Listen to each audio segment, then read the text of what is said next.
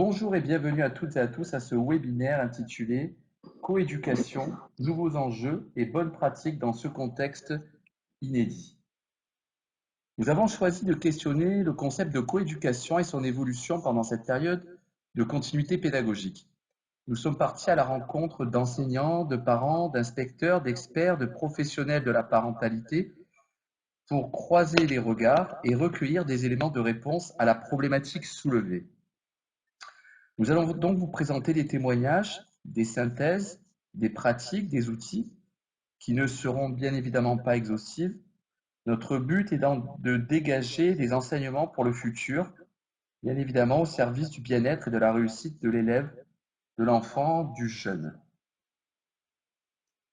Cette formation à distance s'inscrit dans le cadre des 140 modules de formation proposés cette semaine par Réseau Canopé à l'occasion de la reprise progressive post-confinement. Retrouvez tous ces modules sur le site Canotech dédié à la continuité pédagogique. Nous serons deux intervenants pour animer ce webinaire. Florent Lafabrie, qui est directeur de l'atelier Canopé des Hautes-Pyrénées, et moi-même, qui suis directeur de l'atelier Canopé de l'Aude. Nous serons accompagnés par Alain Michel, qui est formateur et médiateur de l'atelier Canopé de l'Aude, et qui va modérer et gérer le chat. Au niveau technique, donc vos micros et vos caméras sont coupés, c'est normal. Si vous souhaitez poser des questions ou réagir, vous pouvez utiliser donc l'outil de chat qui est juste en bas à gauche. À la fin, nous répondrons aux différentes questions.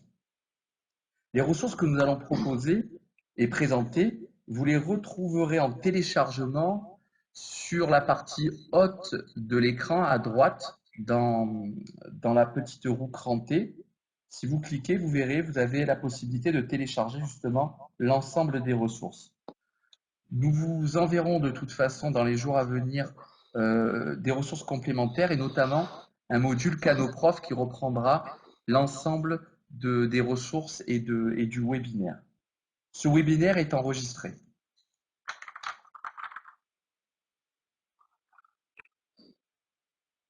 Donc les objectifs de ce webinaire sont tout d'abord de rappeler ou de vous amener à découvrir la notion de coéducation, de mesurer l'impact du contexte actuel sur la coéducation et puis les perspectives. Alors nous allons avoir donc ici tout d'abord une présentation de 45 minutes pour définir donc les enjeux, un descriptif de la situation actuelle, bien entendu les perspectives. Tout ceci sera en alternance avec donc des témoignages audio de différents donc intervenants, des partenaires de la coéducation, institutionnels ou non. Et nous aurons ensuite un temps d'échange donc d'environ 10 minutes et nous mettrons à votre disposition donc un certain nombre de ressources dont a parlé donc Fabrice il y a quelques instants. Sur le concept de la coéducation, nous allons aborder dans cette partie donc le concept bien entendu de la coéducation avec plus particulièrement, après avoir vu les définitions et les enjeux, les obstacles et les leviers de la coéducation.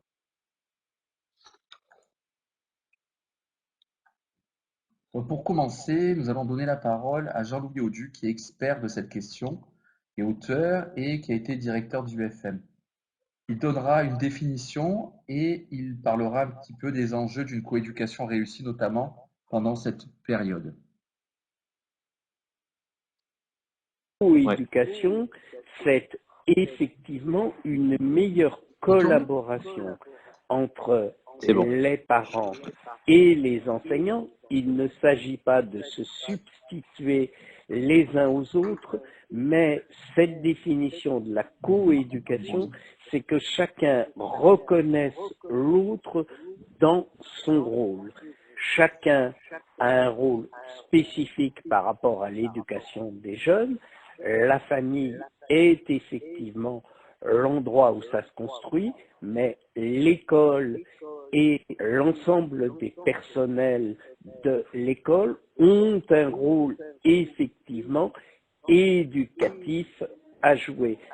La coéducation, c'est que chacun partage ce qui est commun dans ce travail éducatif. Et si j'avais à le résumer, coéducation, Ça veut dire que parents et enseignants ne se regardent plus en face à face, mais collaborent, marchent ensemble dans la même direction avec un même objectif, la réussite des jeunes.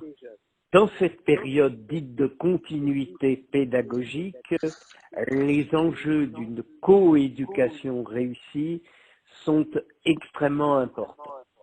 Je crois que dans cette période, le premier enjeu, c'est de diminuer l'angoisse des familles, de les rassurer.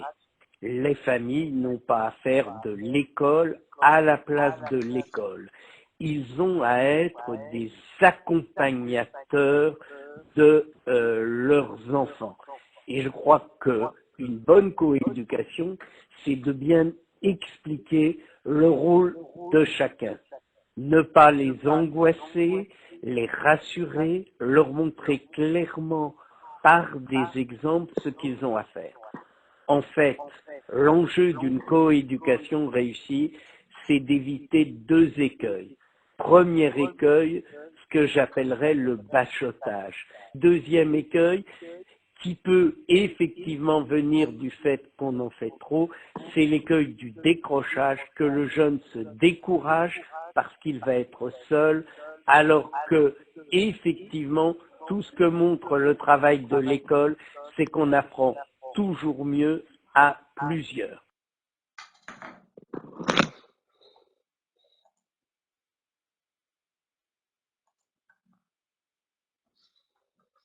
La coéducation est un concept qui a vu le jour dans les années 1920-1930, plutôt en dehors de l'éducation nationale, et ce projet est né d'associations de parents d'élèves et de collectivités. Il était plutôt axé autour de la petite enfance. Alors, nous allons voir ici le témoignage de Pilar Buil-Sanderas, qui est responsable parentalité de la Caisse d'allocation familiale des Hautes-Pyrénées, mais également aussi référente parentalité sur l'ensemble de Midi-Pyrénées, et qui va nous parler des acteurs de la parentalité et leur rôle dans la coéducation.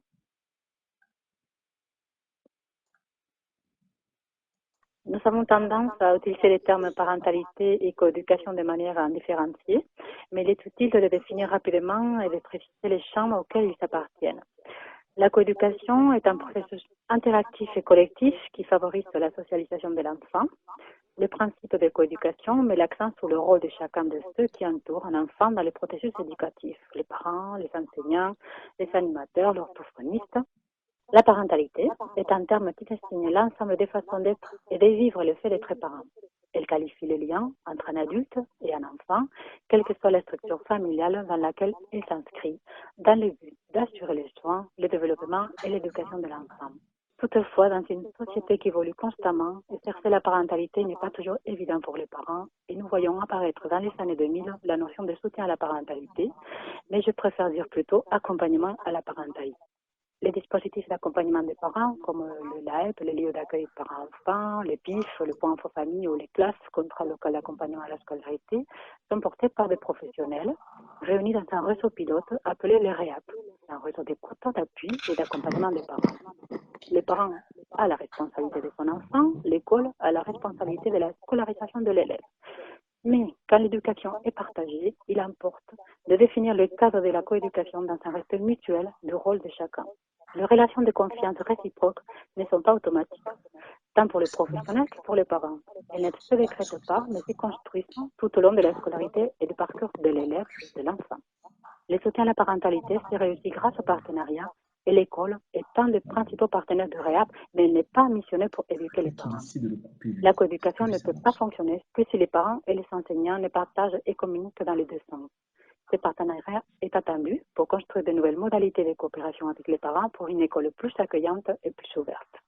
Dans les champs de la scolarité, dans cette période de confinement, des acteurs REAP sont en première ligne pour soutenir et accompagner les parents dans la continuité éducative, notamment des parents qui sont très loin de l'école et qui ont eu eux-mêmes des difficultés scolaires, mais aussi dans les cas de la fracture numérique qui creuse les inégalités entre les familles.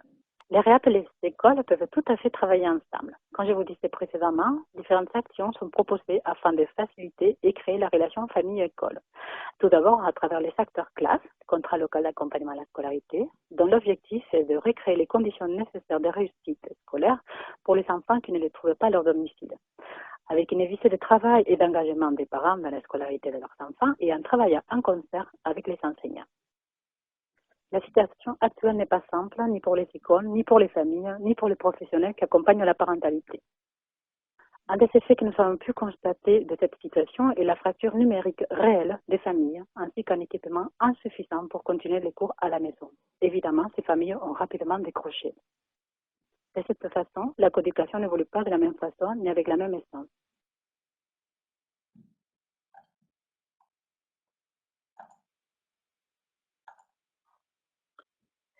Alors le plus important ici est de noter qu'il existe un réseau de partenaires locaux, nationaux, qui sont directement dans le dispositif de la coéducation et plus particulièrement deux dispositifs. Donc les REAP ont été créés par les caisses d'allocation familiale donc à partir de 1999, qui travaillent donc beaucoup sur les actions de terrain.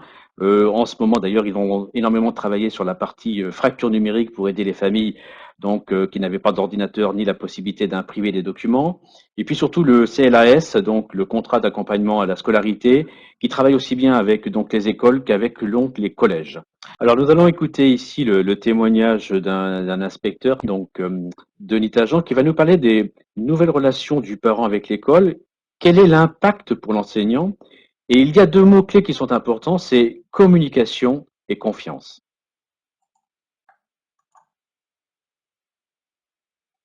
La relation du parent d'élève avec l'école a fondamentalement évolué ces derniers temps dans le cadre de la mise en place de cette continuité pédagogique. Le parent du côté de l'enseignant est désormais perçu véritablement comme un co-éducateur, y compris sur le plan pédagogique. Donc, même si l'enseignant demeure l'expert, il doit arriver à prendre appui sur le parent en l'associant à l'acte pédagogique.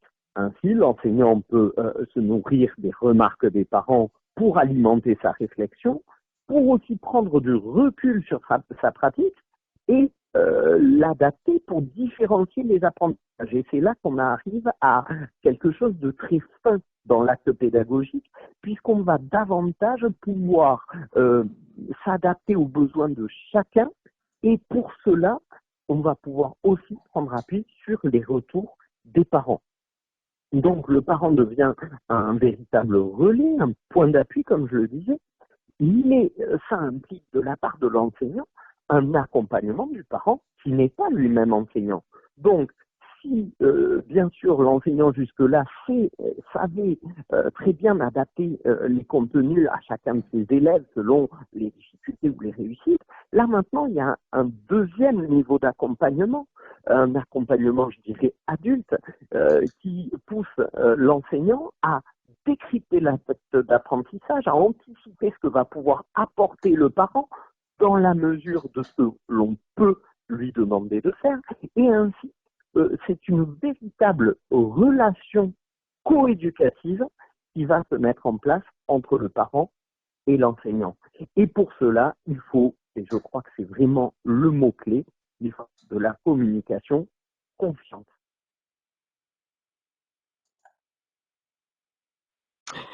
Même chose de mon côté, hein, Fabrice, on était très heureux de vous avoir tous parmi nous aujourd'hui et très heureux de vous retrouver très certainement sur d'autres webinaires que nous sommes en train de préparer.